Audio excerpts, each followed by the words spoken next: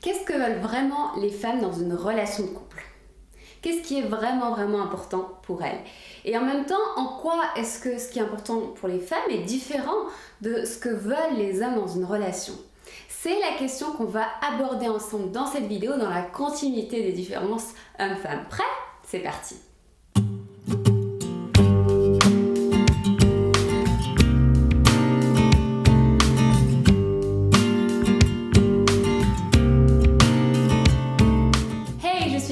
De kenzapache.com, psychologue spécialisée dans les relations interpersonnelles, l'amour et l'hypersensibilité, et je te souhaite la bienvenue sur ma chaîne YouTube. Tu es ici au bon endroit si tu veux apprendre à mieux te connaître et à t'épanouir dans ta vie et dans tes relations en tant que personne intuitive et hypersensible.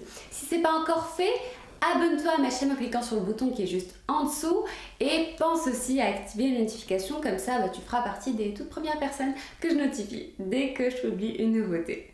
Alors nous en arrivons ici à la différence qui est réellement avérée entre les hommes et les femmes dans un couple. Donc là, ce dont on va parler aujourd'hui, c'est un des rares stéréotypes qui est justement juste par rapport à ce qu'on dit sur les hommes et les femmes. Et ce stéréotype, c'est quoi? C'est la composante émotionnelle. Et oui, les femmes et les hommes ne gèrent pas, pour la grande majorité, leurs émotions de la même façon. Les femmes, en fait, ont une relation particulière aux émotions. Comme tu le sais, les émotions se manifestent directement dans le corps, ça se traduit à travers une réaction physiologique qu'on peut mesurer. Aussi, il y a les hormones. Les hormones jouent un rôle fondamental dans la régulation des émotions. Or, les femmes, en fait, vivent leurs émotions de façon beaucoup plus forte que les hommes. Et cette différence est liée justement aux hormones. Les femmes, comme vous le savez, subissent l'influence majoritaire d'œstrogènes qui contribuent à la régulation notamment de la sérotonine au niveau du cerveau. C'est un neurotransmetteur responsable du bonheur. Il joue un rôle important dans le bien-être.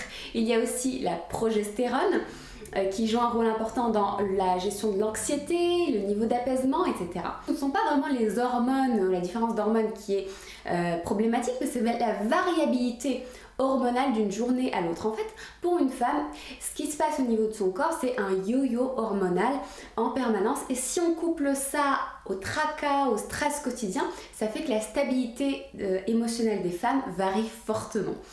En fait, les hommes ne vivent pas cette variabilité hormonale qui provoque une variabilité émotionnelle. C'est pour ça que les hommes ont tendance à minimiser leurs ressentis et même à en faire abstraction de leurs émotions.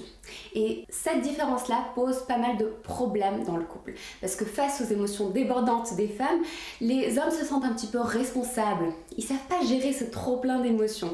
Et d'ailleurs, le docteur John Gottman, qui est un psychologue de renommée mondiale, qui a fait plus de 40 années d'études sur la psychologie du couple, affirme effectivement que les femmes viennent en thérapie pour exprimer principalement une frustration. Ils disent que leurs hommes ne se montrent pas disponibles, soutenants, il y a un manque de connexion émotionnelle, etc.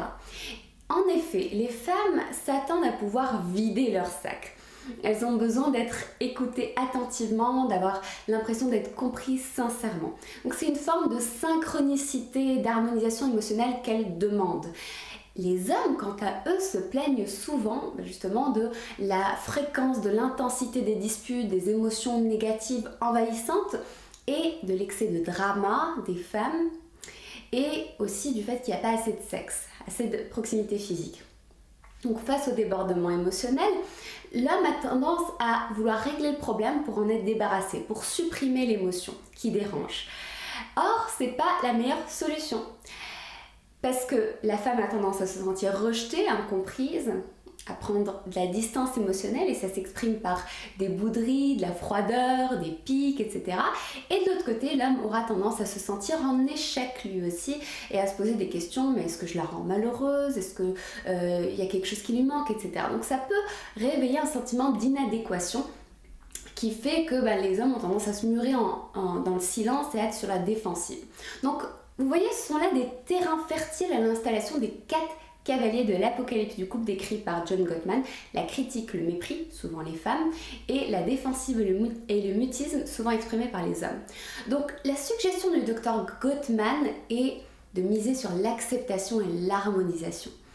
Si tu es un homme, si tu acceptes que ta partenaire as une relation différente avec l'émotion et que tu fais preuve d'empathie. Empathie, ça veut dire je reconnais ce que tu ressens et de compréhension.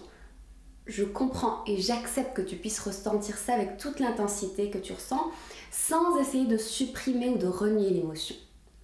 Ça va laisser de la place à plus d'expression et une meilleure connexion émotionnelle entre toi et ta partenaire. Ça va amener également plus de sécurité affective. Parce que la femme va se dire ok, je peux vivre maintenant mes émotions librement, je peux tout exprimer et je me sens acceptée et appréciée. Et ça fait un effet domino et la sécurité affective induit la proximité physique. Quand on se sent en sécurité avec quelqu'un, on cherche sa proximité physique. Bref, le mot-clé de tout ça pour régler ces différences, c'est l'intelligence émotionnelle qu'il faut pouvoir développer à travers l'acceptation et l'harmonisation, justement ce qu'il appelle le John Gottman l'attunement, l'harmonisation des rythmes de chacun, en prenant en compte ces différences hormonales qui sont fondamentales. Voilà, on arrive à la fin de la vidéo. Dis-moi dans les commentaires qu'est-ce que tu en as pensé. Et si tu as besoin de mon aide pour apprivoiser ton monde émotionnel, pour comprendre ce qui se passe en toi et pour sortir des schémas d'échecs amoureux répétitifs, rejoins-moi dans la Happy Heart School. La différence avec mes vidéos YouTube, c'est que dans la Happy Heart School, tu es accompagné pas à pas pour passer à l'action. Le lien est juste en dessous dans la description de la vidéo. Voilà, je te souhaite une belle semaine et je te dis à la semaine prochaine. Et en attendant, souviens-toi, la vie est une succession de choix, alors choisis ce qui te met en joie.